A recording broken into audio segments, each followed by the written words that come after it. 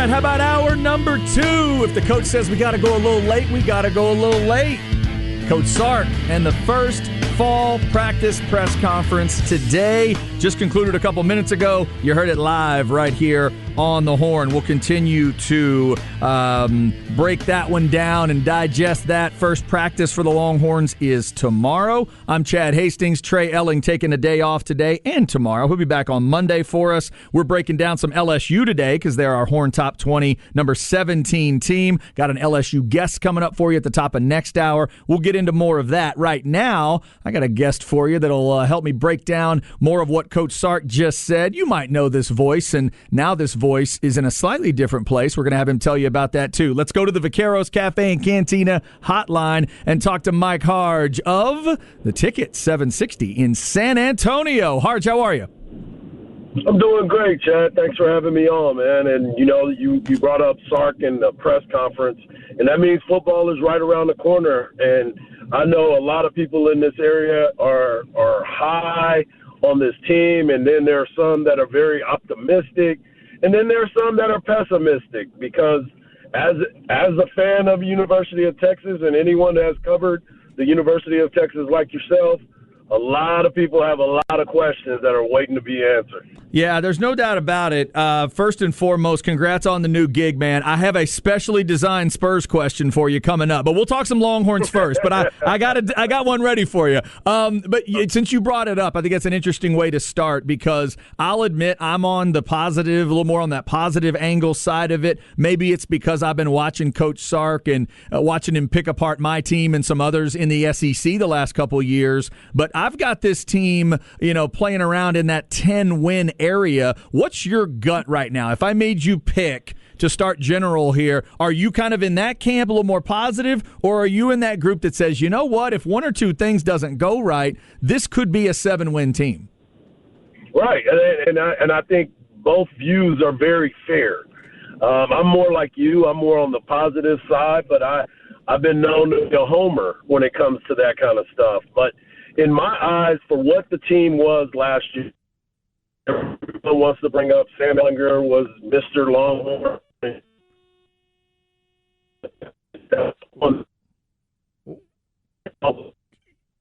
What Texas became, not finishing games. I bring a lot of that to the coaching.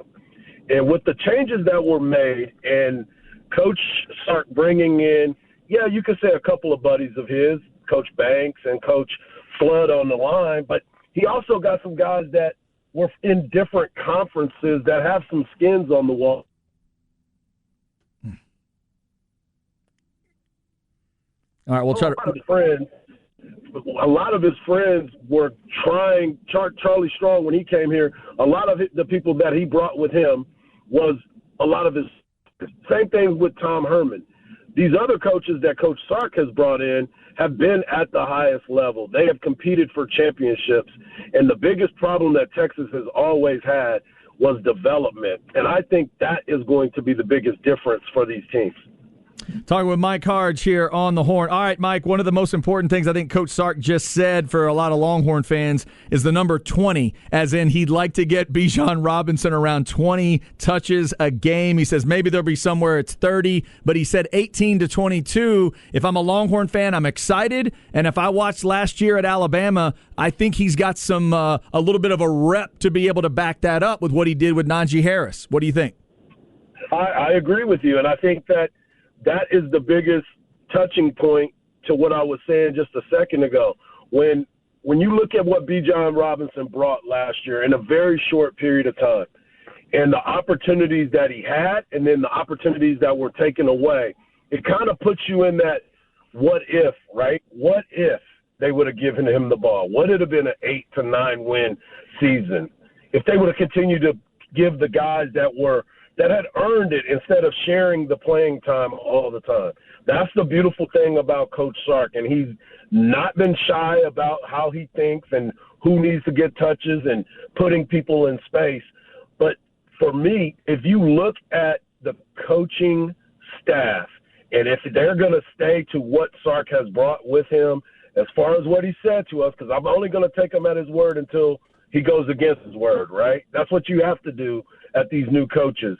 But when he comes in and we see the 20 to 25, maybe even 30 carries for a guy like Bijan, and then getting some of those other athletic players, because let's not forget, Texas had a top 10 recruiting class the entire time Tom Herman was here.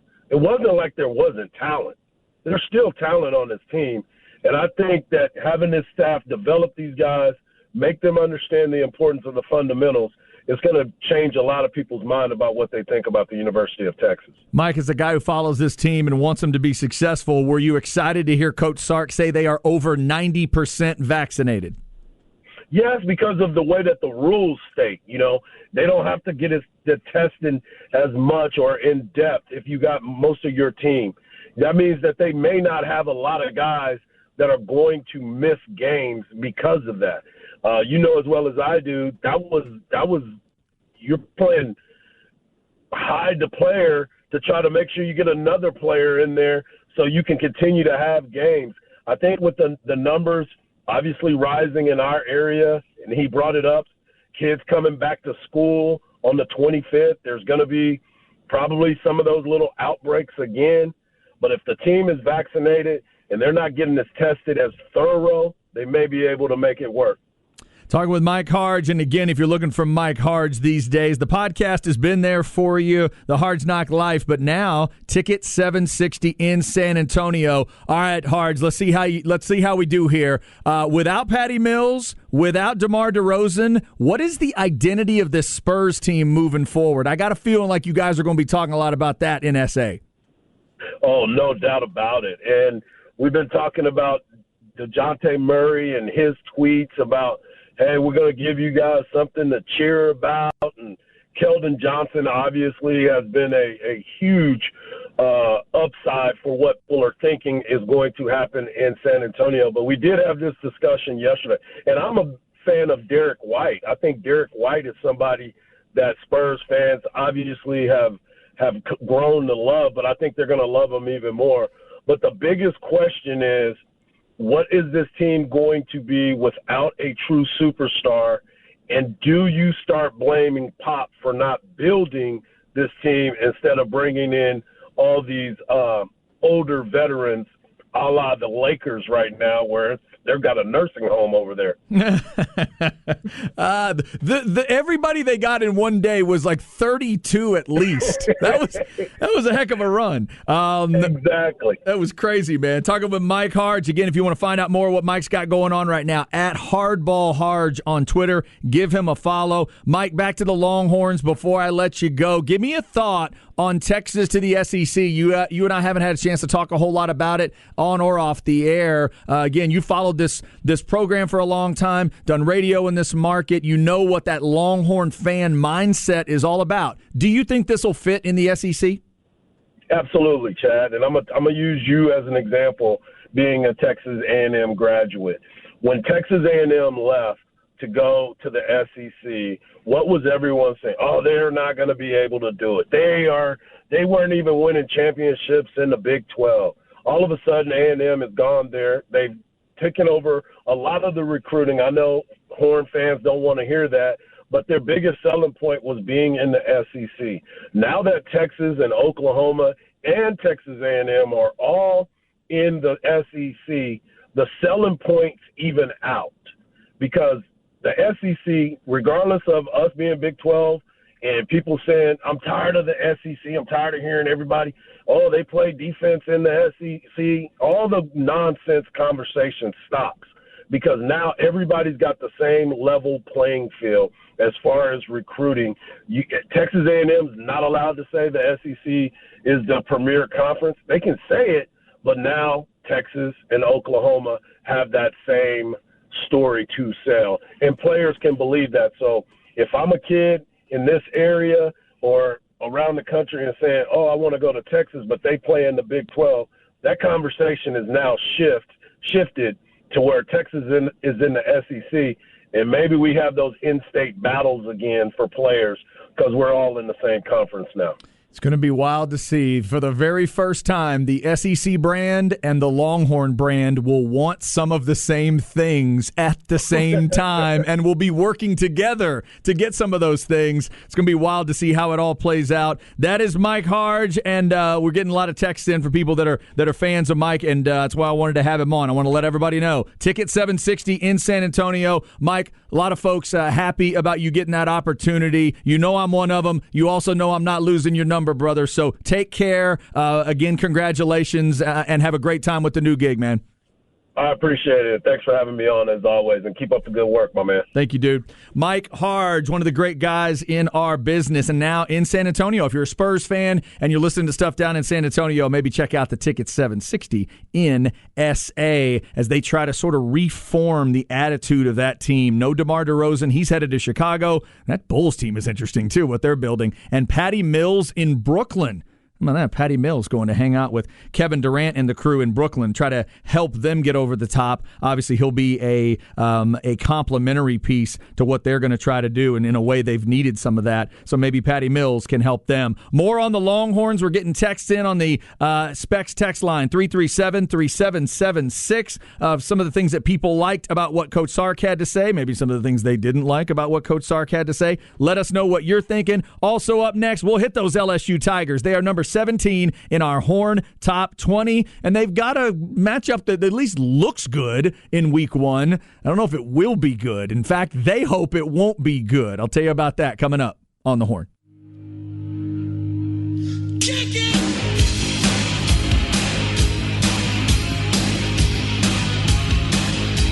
Everybody's mom loved this video back in the day. Fight for Your Right to Party from Beastie Boys. Man, did this get airplay. That album hit in, would you tell me, 86? 86, yeah.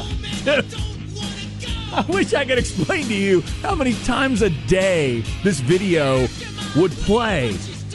It had to be 10 a day. Had to be. When the early part of MTV was even worse, 81, 82, 83, they didn't have as many videos, and you'd really get some overplay.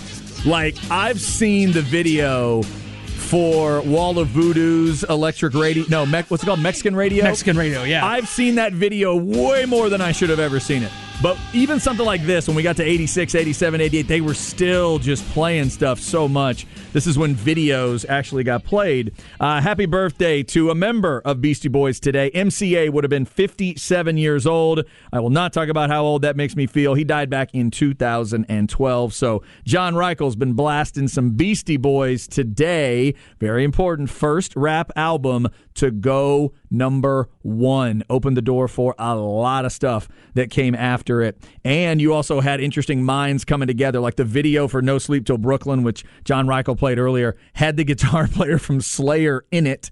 And I think he's the one that plays it on the track. And why in the world would Slayer be involved in Beastie Boys? Well, because of Rick Rubin, of course. Rick Rubin, who's produced pretty much everything in the world of music that is interesting and cool and weird over the last, 20, 30, 40 years.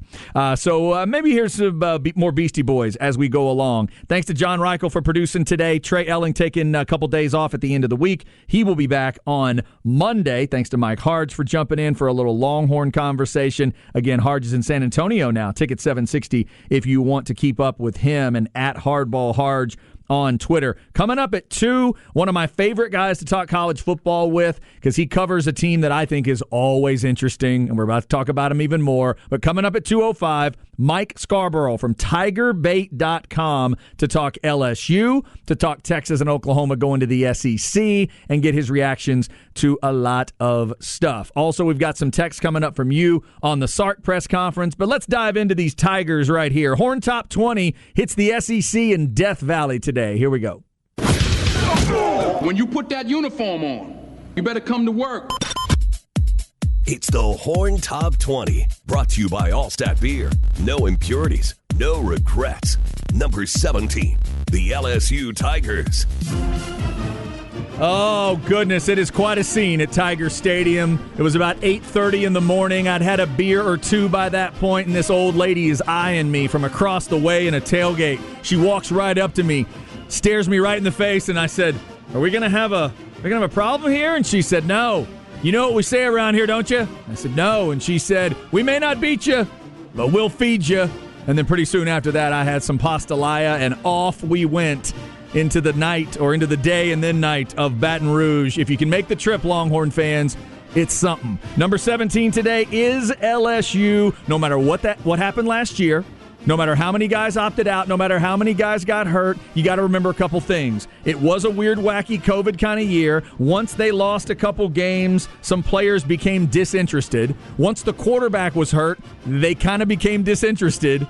And maybe most importantly, Scott Linehan was calling plays. Scott Linehan was part of last season. You kind of have to wipe that away. But like we've been talking about today, did they find the right guy in this youngster Jake Peetz? I can't wait to talk to Mike Scarborough at 2 to find out what they think of Peetz so far in Baton Rouge. One of my favorite things about LSU fans, they kind of remind me of Texas fans in their realism.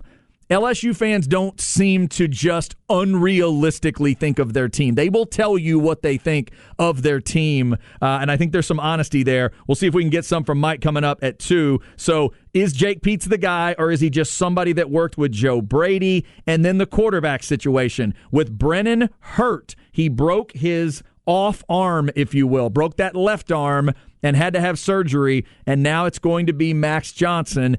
Is that going to ultimately be the answer? And we all realize, oh my God, Max Johnson's a guy. 6 touchdowns, only 1 pick through their last 2 wins, including beating Florida in Gainesville last year. It was a damn good Florida team, and they went in there and beat them, if you'll remember. It was a close game, but they were able to get that win. So 30 days from now is, of course, Texas's first game. That means it's also 30 days till LSU at UCLA. That game's going to look really cool.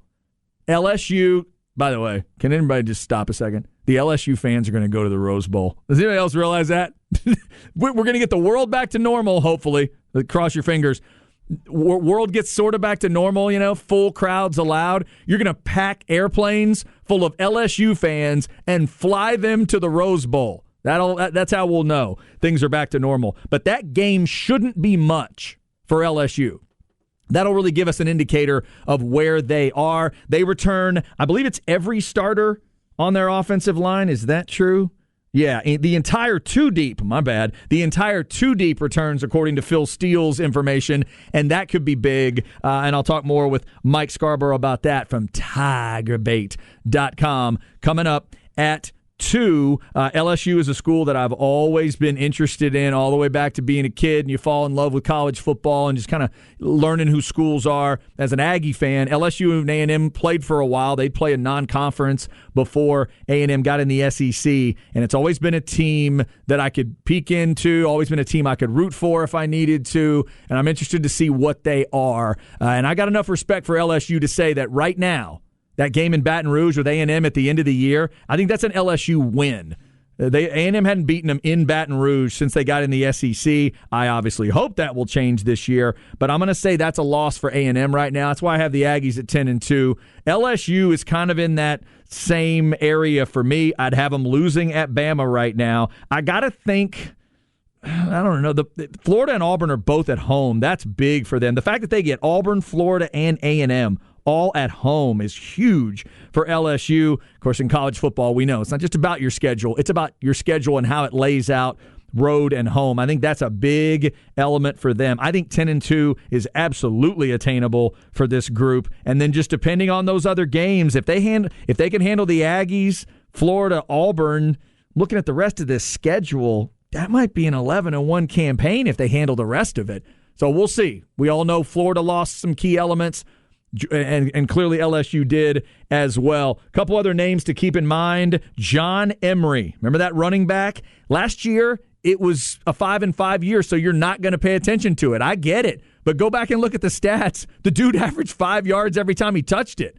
So can they get him to be more impactful, especially with those offensive linemen coming back that I mentioned? Also, they had a young tight end that looked to be pretty good and was developing named Eric Gilbert. He's transferred to Georgia. So do they have something to plug in there? What will this offensive scheme look like? A lot of big questions for LSU. They are our number 17 team in the Horn Top 20. Hope you are having a great Thursday. Coach Sark's press conference was earlier right here on the Horn, and a lot of people are reacting to it on the Specs text line, 337-3776. If you're a Longhorn fan, let me know what you thought of Coach Sark today. This one says, I thought the most interesting thing Sark said was his answer regarding mental health and the presence and effects of social media. It's the modern adverse element of the world of sports. I really enjoyed that answer, too. It was kind of an eye-opening answer, and if you're a Longhorn fan, you're glad your coach is thinking of stuff like that. He's absolutely right, though. We've talked about this on the show,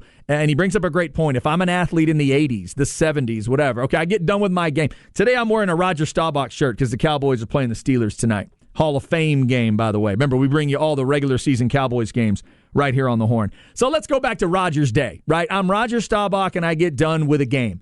And let's say I didn't have a great game. Let's say, even God forbid, my team might have lost that game. Well, what does Roger have to do? He's walking off the field. He might hear a boo or two. Let's say he's at home. He may hear a boo or two or a weird comment. Maybe if he's on the road, yeah, they're going to boo him, but it's just kind of a general sea of people. Then he walks in the locker room, going to get the shower, and then he's going to maybe talk to media.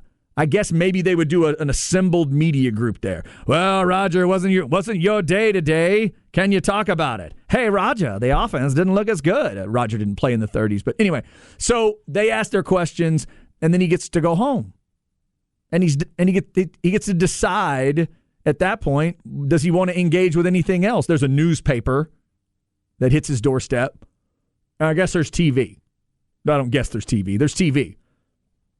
And that would be it. Nowadays, with all of the different portals that are out there, how does it change things? That is definitely a different way to look at it. You could go out. Think about it. You go out on 6th Street as a Texas football player. You might have a couple people yell at you, a couple people being rude. Hey, great game today. Blah, blah, blah. What up? Imagine 500 of them right in your hand, and you see them all. Maybe you don't read them all, but you're just skimming, and you see the sheer number of it, and then you realize, oh, my God, that one's negative, and that was bad, and that one's this.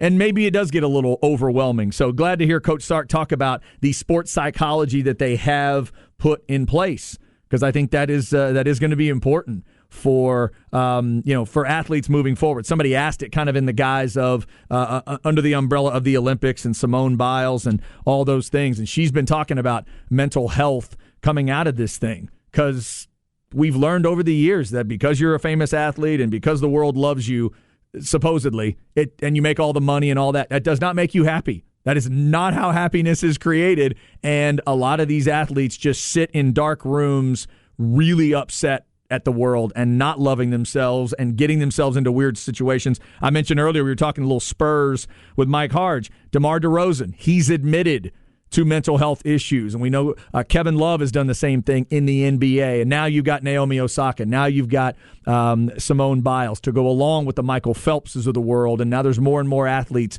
talking about this and trying to figure out some of the different paths that go in there. And when you factor in COVID and take the social media element, it does have to be a bit overwhelming to be an athlete nowadays. So interesting question there. Interesting response from Coach Sark. Somebody texted us that Texas cannot consistently beat Baylor, TCU, and Tech each year. Good luck, traitors.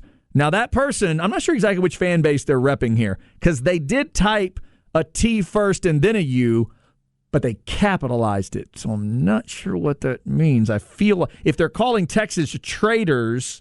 Now, they did spell traders, Traders, like trading conferences. So I'm not exactly sure which fan base that is. I don't think that's an Aggie, although the T and then the U would lead me to believe that's an Aggie. But they're making that case, and that's the case that Mike Harge just talked about it. That's the part of it that I think would be short-sighted. Well, you couldn't win here. What makes you think they could win there? All right. I heard a lot of that in 2011. Have you seen the way A&M's playing, dropping all these leads? You see the way they played against Texas? And there's no way. You think you can go play in the SEC? How dare you? What are you? It doesn't really connect that way.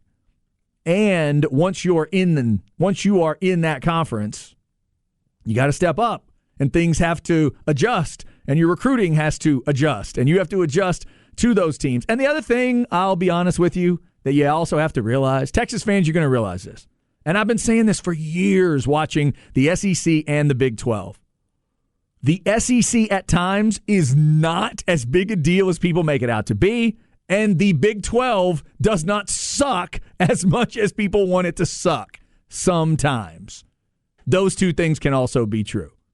I'm not telling you there aren't good teams in the SEC. There are. And you need to have that iron sharpens iron thing happen. A&M has taken now 8-9 seasons to try to get some recruiting things figured out. And they've gotten themselves to a top 5 status at the end of the year. Now they've got to see if they can hold on to that. And Coach Sark was asked about the SEC today. I thought those answers were interesting. He actually went into it a little more than I thought he would. So we had that. If you're just tuning in, two big things to me come out of it, and they're numbers. He wants about 20 touches for Bijan Robinson, and I believe him because of what I just saw him do with Najee Harris. And the other number's 90. Over 90% vaccinated for Texas. That is awesome to hear. That's what we heard with Alabama. That is what we heard with Georgia. We need the biggest names and the bluest of bloods to be vaccinated in this college football year. I have not heard the report from Texas A&M and Jimbo Fisher and my Aggies, but I would love to hear that number is nice and high as well. There's discussions going on right now in the NFL about vaccinations and the Players Association, and we may get to that story today, but I think overall it is a great thing. And the point was brought up earlier. One of the main reasons it's a great thing, I think Mike Harge made this point earlier, it is that you get an easier path if you get vaccinated. If your players are vaccinated 90% or more, well, then there's certain things you're not going to have to deal with. You're not going to have to deal with as much as frequent testing, I believe, is going to be the situation. I guess they could alter that as it goes along, but that should be the circumstance. And the bottom line is you want to set up a situation where you give yourself less of a chance to give it to your quarterback or your running back or your safety or your badass corner or whoever it happens to be. So I thought that was great to hear, too. Over 90% vaccinated for Texas. All right. We roll on, and at 2 o'clock, we'll get back into the LSU discussion with Mike Scarborough of TigerBait.com. Can't wait to hear what he has to say about Texas and Oklahoma coming to the SEC. Up next, though, it's Where Are We At in Society. Our man John Reichel's got a few stories for us, including a jetpack guy, but maybe not that jetpack guy. An Olympics. Is that what that is? Yes. An Olympics discussion about coverage and what you should and shouldn't cover. And one of my favorite stories, well, not favorite, one of the most, it's something that happened at a zoo. A story about things you shouldn't do at a zoo. We'll get to all of that coming. Hope you're having a great Thursday. We hope you heard Coach Sark earlier. If not, we'll get that podcasted for you as soon as we can. Always be checking hornfm.com if you miss anything. And thanks for being with us on a Thursday. This is The Horn.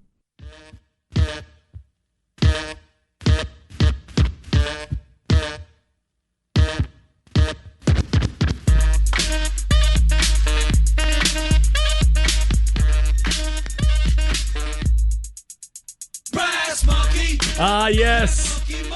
That funky monkey, ladies and gentlemen.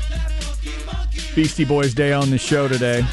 Actually kind of works out, because I think if Trey was here, I don't think he would have focused in on Beastie Boys. He's not the biggest fan in the world. So it's maybe works out. John Reichel's sitting in for Trey. Trey's got a couple days off. John Reichel, at least into the Beasties enough to play them, or maybe he's just not as big of a music snob as Trey is. One of those two things. Adam of the Beastie Boys, MCA, if you will, would have been 57 years old today. Brass Monkey. This is a song my wife loves. Like, my wife's got this on the iPod back in the day when she's dancing in Nacogdoches with all the SFA crowd. Oh, they're getting after it to Brass Monkey, I'm sure.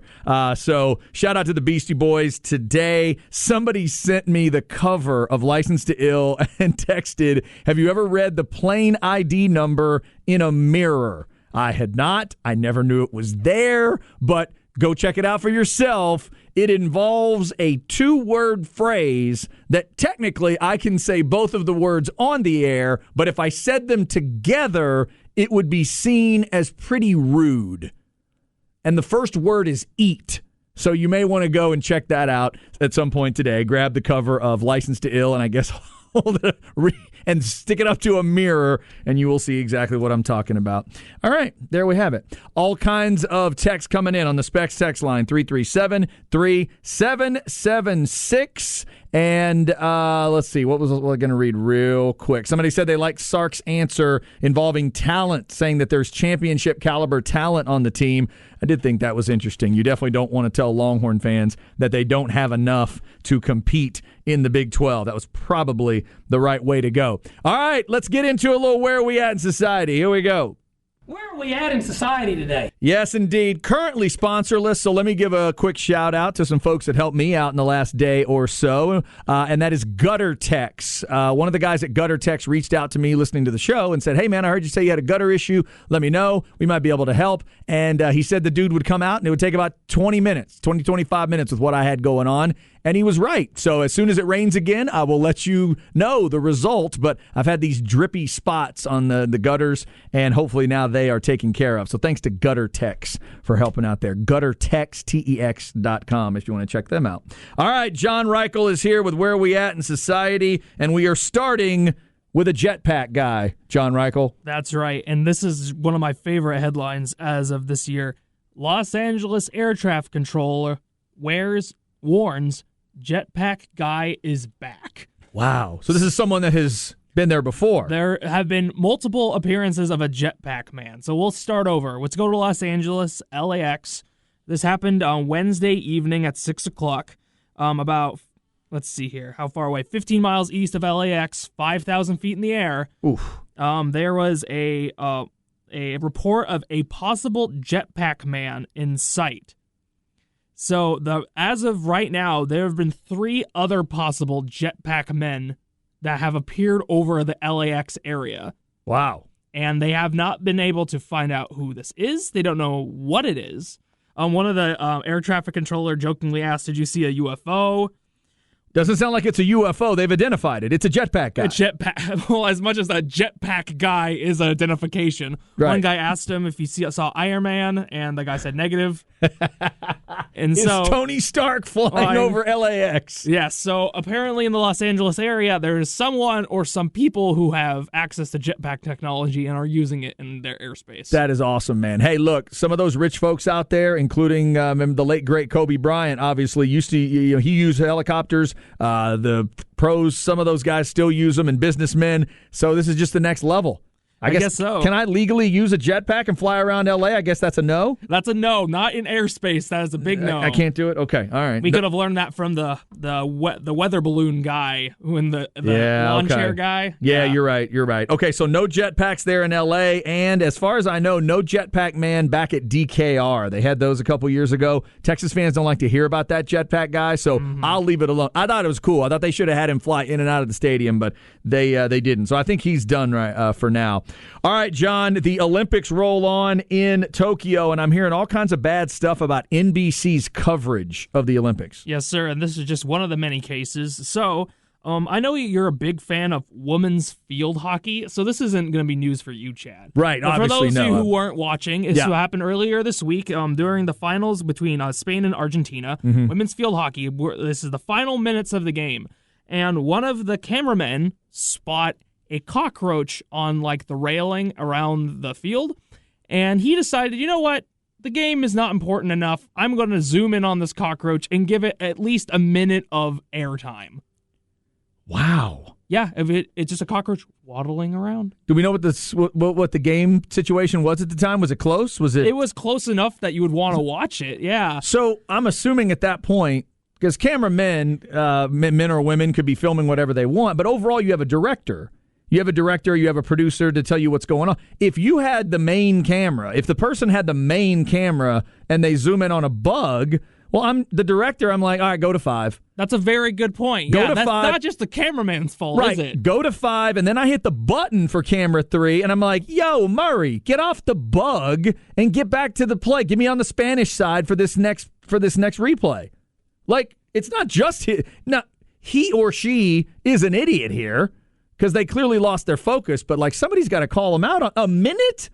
How do you let that happen for a minute? It was at least around a minute. I'm getting multiple reports of how long it was. Come on, man. That's it was long dumb. enough. It was too long. No, that's one where you can get mad at the kid for doing something in a restaurant, but you can also get on the parents for not stopping them or not parenting properly. There's a director/producer whose job it is to fix that problem. And if they didn't fix it for over a minute, that's on them too.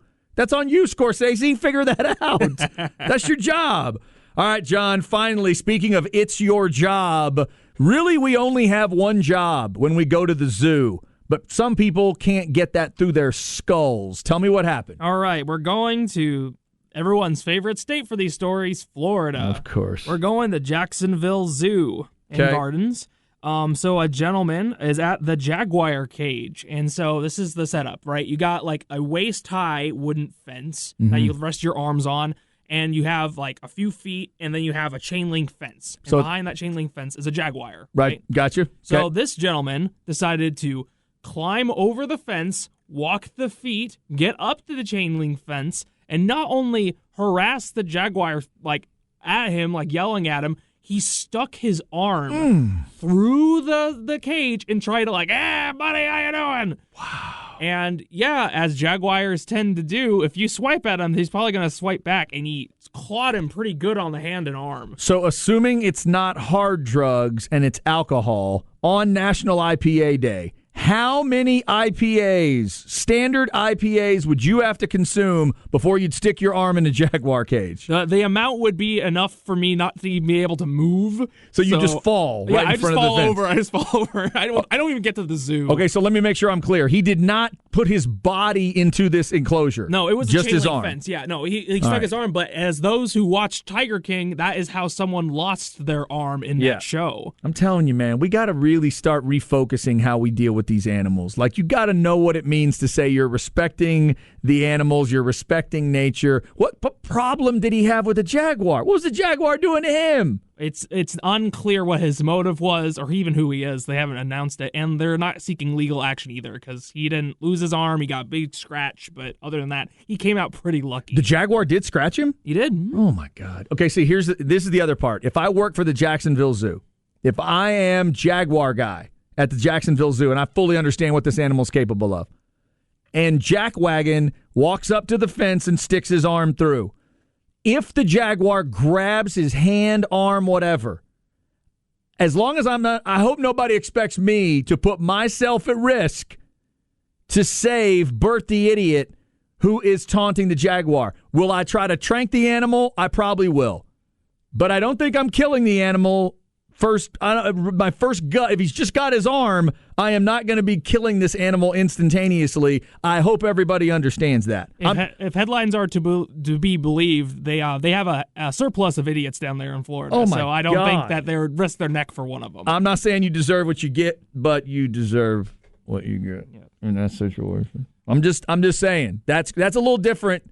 You want to run on a field, and streak during a sporting event. I still say you get what you get, but that's all humans here. If you put your body in any way into a jaguar's environment and the jaguar bites down on your environment, you get what you deserve. It's the equivalent of if you ran onto the baseball field right when the pitcher was about to throw it and jumped in front of the ball. That's the equivalent because you know what's going to happen. That's true. And then you're going to get injured. Yeah, because at that point, I'm the kind that once I see you running, and if I see you're going to be running between the pitcher and the catcher, I'm just thinking like the manager in Major League. Give him the heater, Ricky. Give him the heater. Let him feel what 97 to the temple feels like. Or not the temple. Not the temple. How about 97 to the kidney? How about that? Maybe to the belly or the back or maybe the glute. Good grief. All right, stay out of the jaguar cages, kids. Please do not taunt the Jaguars. There's another edition of Where Are We At in Society. We bring it to you every day at about 1:45. Up next, speaking of big cats, let's talk about the Tigers of LSU. Mike Scarborough of TigerBait.com. How big a deal is the quarterback situation, and how good does he think LSU is going to be this year? We'll find out on the Horn.